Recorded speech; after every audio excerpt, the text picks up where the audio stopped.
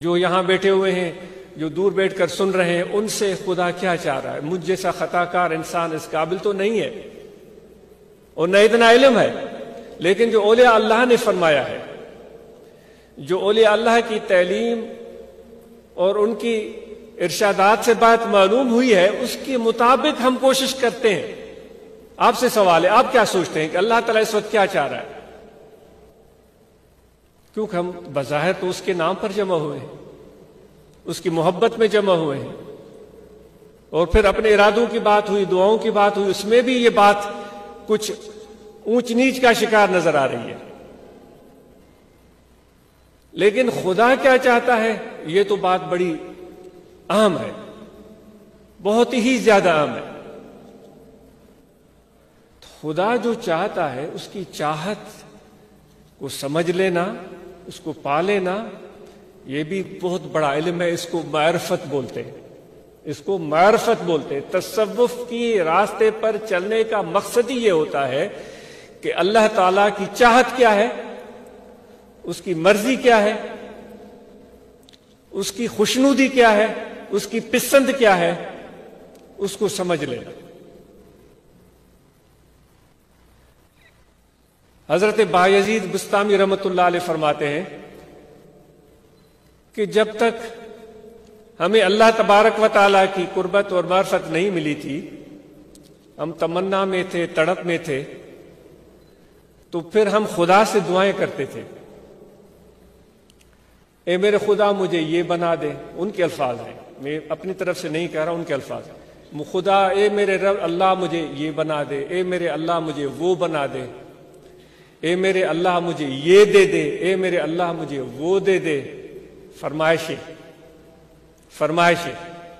اللہ تبارک و تعالی ہم سے کیا چاہتا ہے؟ ہم اس سے ابدیت کا رشتہ جوڑے بیٹھے ہیں، اور جس طرح حضرت بایزید بستامی رحمۃ اللہ علیہ فرماتے ہیں، پہلے ہم یہ دعا کرتے تھے، اے میرے مولا مجھے یہ بنا دے، اے اللہ مجھے وہ بنا دے، اے اللہ مجھے یہ دے دے، اے میرے اللہ مجھے وہ دے دے۔ وہ فرماتے ہیں، پھر کہتے ہیں کہ جب ہم خدا کے قریب ہوئے اور خدا کی پہچان ملی، تو پھر ہم اللہ تعالیٰ سے کہنے لگے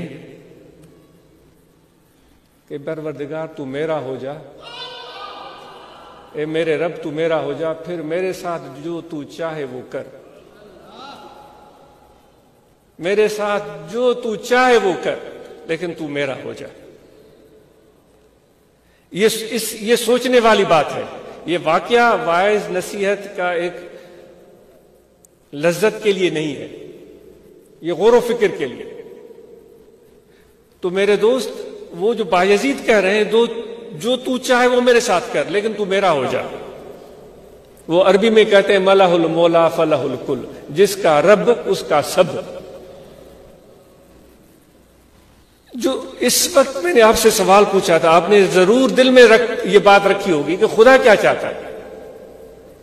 جو ناقص علم ہے، جو میں نے پڑھا ہے یا دیکھا ہے، خدا صرف یہ چاہتا ہے کہ تم میرے قریب رہو، بس میرے پاس رہو، میرے در پر رہو، میرے بارگاہ میں رہو۔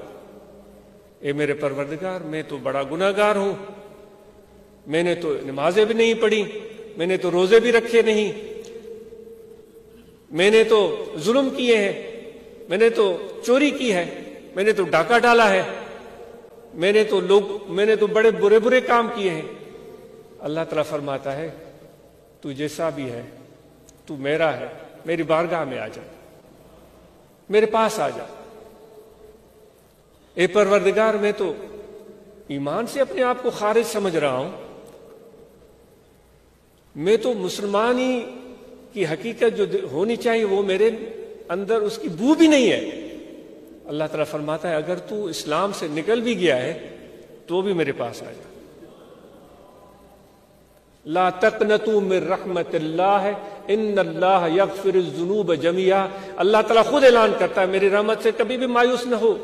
یہ کوئی انسان کی دربار نہیں، کوئی بادشاہ کی دربار نہیں، کوئی وزیر کی، وڈیرے کی، یا کسی طاقتور انسان کی، کسی چودھری یا کسی پیر یا کسی بڑے نامدار کی درگاہ نہیں، یہ میری درگاہ ہے، اس کا شان ہی نرالا ہے۔ کبھی بھی میری رحمت سے مایوس مت ہونا۔ تم جیسے بھی ہو میرے قریب رہو، میری درگاہ میں رہو، میری بارگاہ میں رہو۔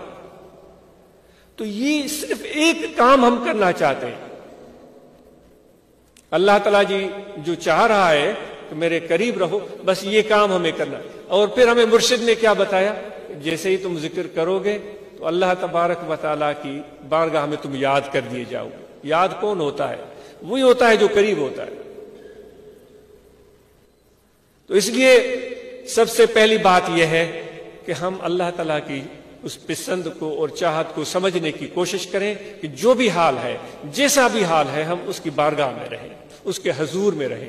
اور اس کا حضور کیسے ملے گا؟ جو خدا سے پیار کرتے ہیں، جو خدا کو پہچانتے ہیں، جو اللہ سے محبت کرتے ہیں، جب ان کے قریب آ جاتے ہیں تو ہم خدا کی بارگاہ میں پہنچ جاتے ہیں۔ تو اس لیے یہ صحبتیں، یہ طریقت، یہ تصوف، یہ محبت، یہ ادب، یہ اس لیے ہوتا ہے